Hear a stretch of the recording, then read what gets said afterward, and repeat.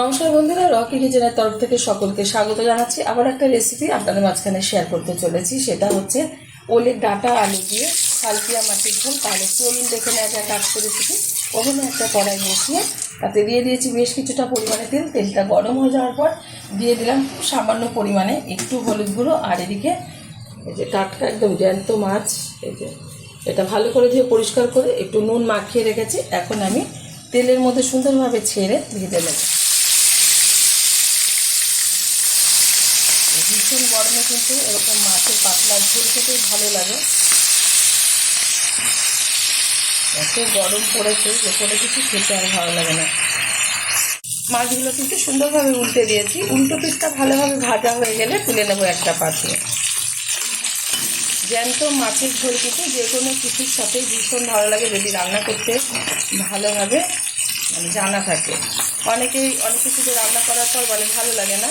মনোযোগ দিয়ে রান্না করলে তবে কিন্তু সেই জিনিস ভালো হয়। আর যেহেতু তখন ভীষণ গরম, এখন কিন্তু ডাঁটা নানা রকম ডাঁটা দিয়ে সবজি দিয়ে মানুষ মাছ খেয়ে থাকে। পাতলা ঝোল মশলা ছাড়া বা মশলা দিয়ে হালকা। তো সুন্দরভাবে মাছগুলো ভেজে তুলে নিচ্ছি একটা পাত্রে। কি বাবারে, মাছগুলো ভেজে তুলে নিচ্ছি একটা পাত্রে। এখন এই তেলেই দিয়ে দিচ্ছি একটা তেজপাতা মাঝখান থেকে ছিঁড়ে, কিছুটা গোটা জিরে। ভালোভাবে একটু ভেজে নেব।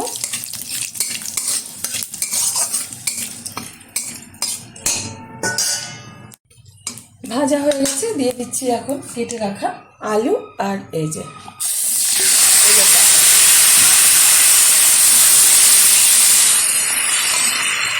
দিয়ে দেবো 1 চামচ হলুদ গুঁড়ো।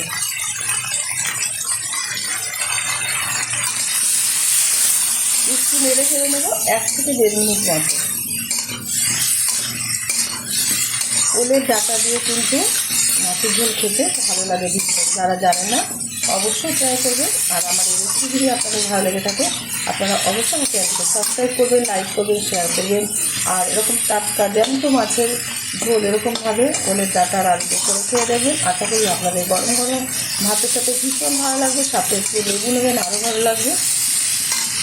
দিয়ে দিচ্ছি পরিমাণ মতো লবণ। যতটা ঝোল রাখবো সেই অনুযায়ী কিন্তু লবণটা ব্যবহার করতে হবে। 1.5 মিনিট মতো একটু তেলে নেড়ে চেড়ে নিয়েছি ওলের ডাঁটা আর আলুটা। এখন দিয়ে দেবো এর মধ্যে মশলা, জিরে, আদা, লঙ্কা আর একটা টমেটো টুকরো করে কেটে নিয়েছি। ভালোভাবে মশলার সাথে সবজিটা কষিয়ে নেব।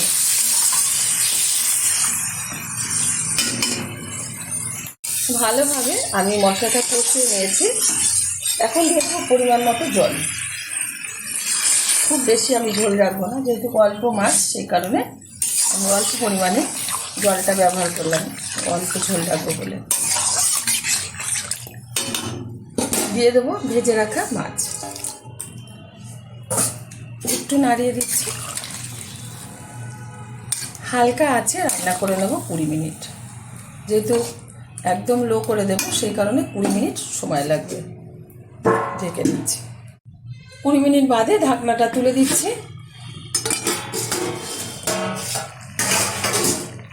ওভেনের আঁচটা হাই করে দিলাম। খুব সুন্দরভাবে কিন্তু আলু আর এই যে ডাঁটাটা, ওলের ডাঁটাটা সিদ্ধ হয়ে গেছে। এরকম পাতলাই ঝোল রাখবো, আগেই বলেছি। জ্যান্ত মাছের কিন্তু পাতলা ঝোল খেতে ভীষণ ভালো লাগে। আপনারা যদি আরেকটু ঘনত্বটা বাড়াতে চান আরেকটু টানিয়ে দিতে পারেন। এই অবস্থাতে আমি নামিয়ে ঢেলে দেবো একটা পাত্রে। আর গরম গরম ভাতের সাথে এরকম টাটকা জ্যান্ত মাছের ঝোল সার্ভ করবো। দেখা হবে পরের ভিডিওতে নতুন কোনো রেসিপি নিয়ে। ধন্যবাদ।